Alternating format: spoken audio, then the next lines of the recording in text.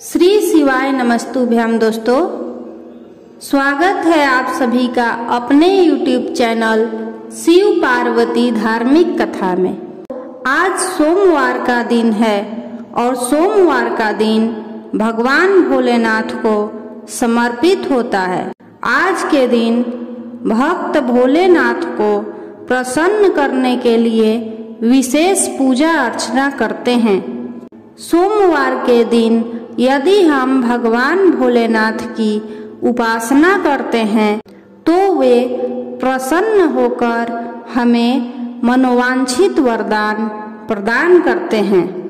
सोमवार का व्रत रखने से व्यक्ति की सभी मनोकामनाएं और सभी इच्छाएं पूर्ण होती हैं और उसे सद्बुद्धि की प्राप्ति होती है। नारद पुराण के अनुसार सोमवार व्रत में व्यक्ति को प्रातः स्नान करके शिव जी को जल और बेलपत्र चढ़ाना चाहिए तथा भगवान भोलेनाथ और माता पार्वती की पूजा करनी चाहिए। शिव पूजन के बाद सोमवार व्रत कथा पढ़नी या सुननी चाहिए। इसके बाद केवल एक समय ही भोजन करना चाहिए। सोमवार का व्रत दिन के तीसरे पहर तक होता है, मतलब सोमवार का व्रत शाम तक रखा जाता है। जो लोग सोमवार का व्रत रखते हैं उन्हें भगवान भोलेनाथ की विशेष कृपा प्राप्त होती है। तो आइए सुनते हैं सोमवार व्रत कथा। एक समय की बात है, किसी नगर में एक साहूकार रहता था।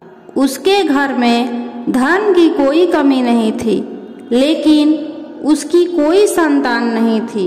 इस कारण वह बहुत दुखी था। पुत्र प्राप्ति के लिए वह प्रत्येक सोमवार व्रत रखता था और पूरी श्रद्धा के साथ शिव मंदिर जाकर भगवान शिव और माता पार्वती जी की पूजा करता था। उसकी भक्ति देखकर एक दिन माँ पार्वती प्रसन्न हो गईं और भगवान शिव से उस साहूकार की मनोकामना पूर्ण करने का आग्रह करने लगी।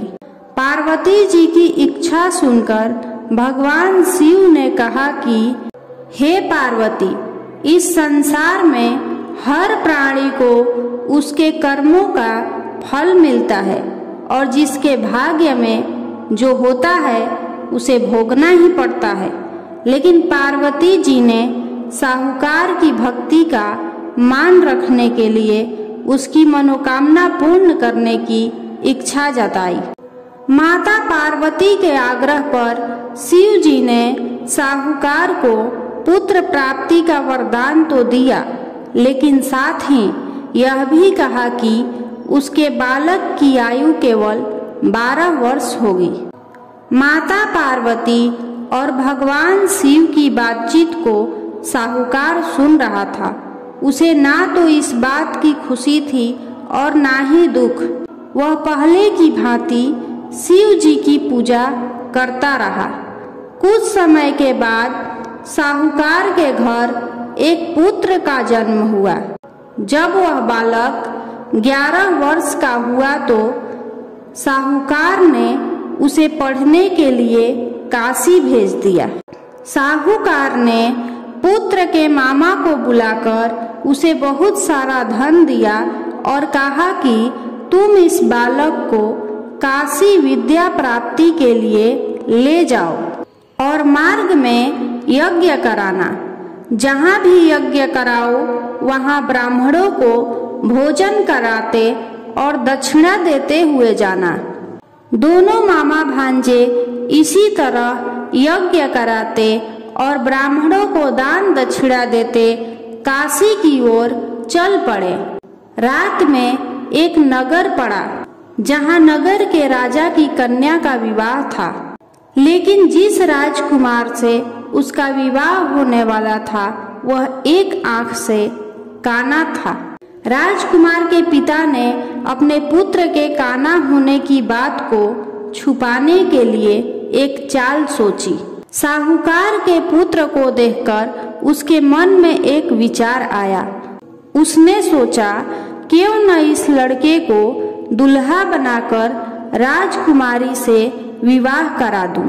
विवाह के बाद इसको बहुत सा धन देकर विदा कर दूंगा और राजकुमारी को अपने नगर ले जाऊंगा। लड़के को दुल्हे का वस्त्र पहनाकर राजकुमारी से विवाह कर दिया गया। लेकिन साहूकार का पुत्र ईमानदार था। उसे यह बात न्याय संगत नहीं लगी। उसने अवसर पाकर राजकुमारी की चुन्नी के पल्ले पर लिखा कि तुम्हारा विवाह तो मेरे साथ हुआ है, लेकिन जिस राजकुमार के संग तुम्हें भेजा जाएगा वह एक आंख से काना है। मैं तो काशी पढ़ने जा रहा हूँ। जब राजकुमारी ने चुन्नी पर लिखी बातें पढ़ी तो उसने अपने माता पिता को यह बात बताई। राजा ने अपनी पुत्री को विदा नहीं किया, जिससे बारात वापस चली गई। दूसरी ओर साहूकार का लड़का और उसका मामा काशी पहुँचे और वहां जाकर उन्होंने यज्ञ किया। जिस दिन लड़के की आयु 12 साल की हुई उसी दिन यज्ञ रखा गया। लड़के ने अपने मामा से कहा कि मेरी तबीयत कुछ ठीक नहीं है। मामा ने कहा कि तुम अंदर जाकर सो जाओ। शिव जी के वरदान के अनुसार कुछ ही देर में उस बालक के प्राण निकल गए। मृत भांजे को देखकर उसके मामा ने विलाप करना शुरू कर दिया। संजोगवश उसी समय भगवान भोलेनाथ और माता पार्वती उधर से जा रहे थे। माता पार्वती ने भगवान भोलेनाथ से कहा, स्वामी, मुझे इसके रोने के स्वर सहन नहीं हो रहा है। आप इस व्यक्ति के कष्ट को अवश्य दूर करें। जब शिव जी मृत बालक के समीप गए तो वह बोले कि यह उसी साहूकार का पुत्र है जिसे मैंने 12 वर्ष की आयु का वरदान दिया था। अब इसकी आयु पूरी हो चुकी है। लेकिन मातृभाव से विभोर माता पार्वती ने कहा कि हे महादेव, आप इस बालक को और आयु देने की कृपा करें, अन्यथा इसके वियोग में इसके माता पिता भी तड़प तड़प कर मर जाएंगे। माता पार्वती के आग्रह पर भगवान शिव ने उस लड़के को जीवित होने का वरदान दिया। शिव जी की कृपा से वह लड़का जीवित हो गया। शिक्षा समाप्त करके लड़का मामा के साथ अपने नगर की ओर चल दिया। दोनों चलते चलते उसी नगर में पहुँचे जहाँ उसका विवाह हुआ था। उस नगर में भी उन्होंने यज्ञ का आयोजन किया। उस लड़के के ससुर ने उसे पहचान लिया और महल में ले जाकर उसकी खातिरदारी की और अपनी पुत्री को विदा किया। इधर साहूकार और उसकी पत्नी भूखे प्यासे रहकर बेटे की प्रतीक्षा कर रहे थे। उन्होंने प्रण कर रखा था कि यदि उन्हें अपने बेटे की मृत्यु का समाचार मिला तो वह भी प्राण त्याग देंगे। परंतु अपने बेटे के जीवित होने का समाचार पाकर वह बेहद प्रसन्न हुए। उसी रात भगवान शिव ने व्यापारी के स्वप्न में आकर कहा, हे श्रेष्ठी, मैंने तेरे सोमवार के व्रत करने और व्रत कथा सुनने से प्रसन्न होकर तेरे पुत्र को लंबी आयु प्रदान की है। इसी प्रकार जो कोई सोमवार व्रत करता है या कथा सुनता है और पढ़ता है, उसके सभी दुख दूर होते हैं और समस्त मनोकामनाएं पूर्ण होती हैं। यदि आपको सोमवार व्रत की कथा अच्छी लगी हो तो कमेंट बॉक्स में ओम नमः शिवाय जरूर लिखें।